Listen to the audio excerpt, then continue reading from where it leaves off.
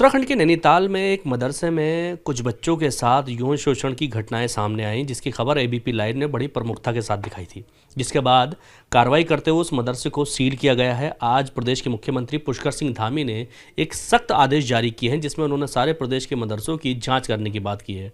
हमारे साथ इस विषय पर बात करने के लिए उत्तराखंड वक्फ बोर्ड के चेयरमैन शादाब शम्स हैं, उनसे जानेंगे। सर, मदरसे में इस प्रकार की घटनाएं होना, बच्चों के साथ यौन शोषण और पॉक्सो एक्ट में मुकदमा दर्ज हुआ है मदरसा संचालक के खिलाफ, क्या कहेंगे? और प्रदेश के सारे मदरसों के खिलाफ अब जांच की बात की जा रही है सरकार के द्वारा।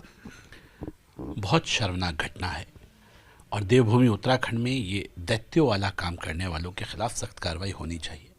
उन बच्चों के साथ जिस तरह से मेरे युवा मुख्यमंत्री ने हमदर्दी दिखाते हुए एक इंसानियत के नाते ये कहा है कि तमाम मदरसों की जांच होनी चाहिए, वो बिल्कुल जायज़ है और मैं कहता हूँ कि सख्त कार्रवाई करो। इस देवभूमि उत्तराखंड में इस तरह के मदरसों को रहने का अधिकार नहीं है और मुझे लगता है कि इसलिए एक नई डिमांड युवा मुख्यमंत्री के साथ आज हम करने जा रहे हैं, जिसमें हम माननीय मुख्यमंत्री जी से ये आह्वान कर रहे हैं कि उत्तराखंड में जितने भी मदरसे हैं, निजी मदरसे, उनको सबको वक्फ बोर्ड में दर्ज किया जाए।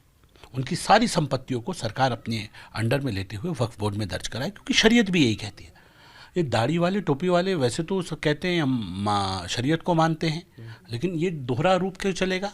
जब चोरी में हाथ कटवाने की बारी आए तो कह दो आप हम आईपीसी के ऊपर जाएंगे, और जब आपको अपना प्रॉफिट दिख रहा हो तो आप कह देते हो कि निकाह करना है तो शरीयत के हिसाब से करेंगे। तो शरीयत तो कह रही है कि अल्लाह के नाम पर लिए गए चंदे से अर्जित संपत्ति शरन वक्फ होगी, तो फिर क्यों वक्फ नहीं करा रहे हैं उसे? क्यों उस प्रॉपर्टी को निजी संपत्ति बना के रख रहे हैं? और यही कारण है कि जो निजी मदरसे बन रहे हैं, रोज़ आए दिन ये मदरसे खुल जाते हैं, वो इसलिए क्योंकि उनको चंदा मिलता है। वो लोगों के पास जाते हैं, वहाँ से अर्जित कराते हैं। अगर सरकार ये तय कर दे कि ये सारी संपत्ति वक्फ होगी और ये वक्फ में हम एक आदेश लाके से सबको वक्फ में दर्ज कर रहे हैं, तो मुझे लगता है झंझट ही खत्म हो जाएगा। वो लोग जब उनको अपना पर्सनल इंटरेस्ट खत्म हो जाएगा तो वक्फ बोर्ड के लिए तो कोई चंदा करने से रहा। मुझे लगता है इस पर कंट्रोल करने का यही एक तरीका है। जितनी मज़ारें निजी संपत्तियों पे हैं, जितने मदरसे निजी संपत्तियों पे, या कोई भी धार्मिक संस्थान जो निजी संपत्तियों पे, एक आदेश के साथ मुख्यमंत्री जी को सबको वक्फ में दर्ज करना चाहिए और इससे हजारों करोड़ों की संपत्ति ये वक्फ में दर्ज हो जाएगी, जिसका के ऊपर नियंत्रण सरकार का रहेगा। तो मुझे लगता है कि आज हमें सख्त कदम उठाने की ज़रूरत है और मुझे ऐसा लगता है देवभूमि उत्तराखंड में अगर आज ये निर्णय ना ले पाए तो शायद आने वाले भविष्य में कभी निर्णय नहीं ले पाएंगे। लेकिन जिस तरह से छोटे छोटे मासूम बच्चों के साथ यौन शोषण की घटनाएं सामने आ रही हैं, मदरसों में इस प्रकार का कृत्य होना एक तरह से हम लोगों के लिए भी शर्म की बात है। वो मासूम बच्चे जिन्हें अपना ठीक से नाम भी लेना नहीं आ रहा, उनके साथ इस तरह की यौन शोषण की घटना हुई और वो बच्चे बता रहे हैं वहाँ की जो सिटी मजिस्ट्रेट है उसे कि इस तरह से हमारे साथ हुआ। उसके बाद उसमें पॉक्सो एक्ट में मुकदमा दर्ज होता है। क्या ये जिम्मेदारी उन उलेमाओं की नहीं बनती है, उन मौलानाओं की नहीं बनती है जो शरीयत पे लगातार बयान देते हैं? उन लोगों की जिम्मेदारी नहीं बनती कि इस प्रकार से जो कृत्य इन मदरसों में हो रहे हैं उनको रोकने का काम करें? मैं यही बोल रहा हूँ ना, ये दोहरा चरित्र है ना। इस्लाम तो ये कहता है, शरिया लॉ कहता है पत्थर मार मार के संसार कर दो, जिंदा मार दो, लेकिन तब आपको शरीयत याद नहीं आती।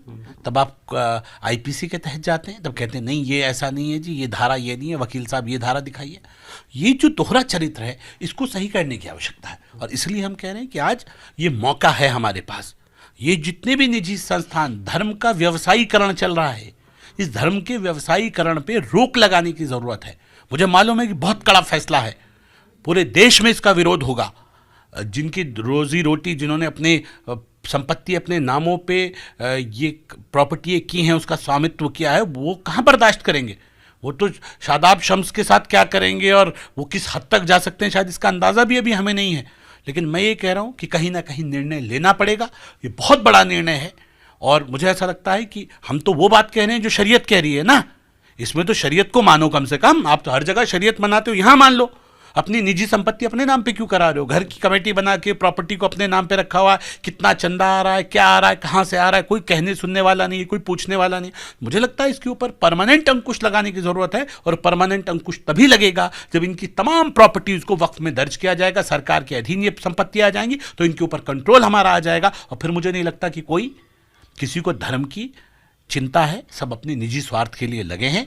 इसलिए मेरा मानना है अगर इन चीज़ों को रोकना है तो इसकी जड़ को साफ करने की आवश्यकता है, और जड़ यही है कि इन तमाम प्रॉपर्टियों को वक्फ बोर्ड में दर्ज किया जाए। सरकार इसके लिए कानून लाए, और कानून लाते हुए कि चंदे से अर्जित संपत्ति है, चंदे से चलने वाला सारा सिस्टम वो अवकाफ का सिस्टम होता है, और उसे समाज का पैसा है, अल्लाह के नाम पर लिया गया पैसा है, तो मुझे लगता है वो वक्फ में दर्ज होना चाहिए।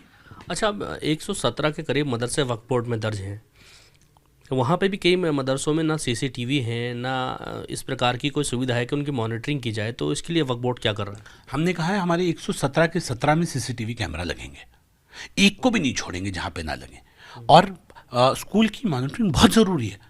आज आप हॉस्टल्स में जाइए, सारे हॉस्टल्स में सीसीटीवी कैमरा रहते हैं बच्चों के ऊपर निगरानी रखने के लिए, कहीं बच्चा कोई गलत काम तो नहीं कर रहा है, बच्चे के साथ कुछ गलत तो नहीं हो रहा। ये तमाम चीज़ों के लिए आज का जो डिजिटल युग है उसमें इनका सहारा लेना चाहिए, और मुझे लगता है कि आज आवश्यकता है, और उसके लिए हमें बहुत ज़्यादा सोचने समझने की ज़रूरत नहीं है।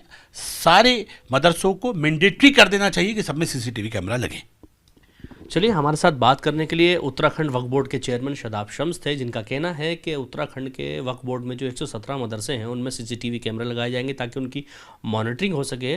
और साथ ही उन तमाम मदरसे और शिक्षा संस्थानों की बात इन्होंने की जो मुस्लिम समुदाय के द्वारा चलाए जाते हैं कि उनको वक्फ बोर्ड में दर्ज कर दिया जाए, क्योंकि इस प्रकार के किस्से लगातार सामने आ रहे हैं, और जो मदरसे और जो शिक्षण संस्थान हैं वो चंदे से चलाए जा रहे हैं, और ऐसे संस्थानों को वक्फ बोर्ड में दर्ज करना बेहद ज़रूरी है। Danish Khan, ABP live, Uttarakhand.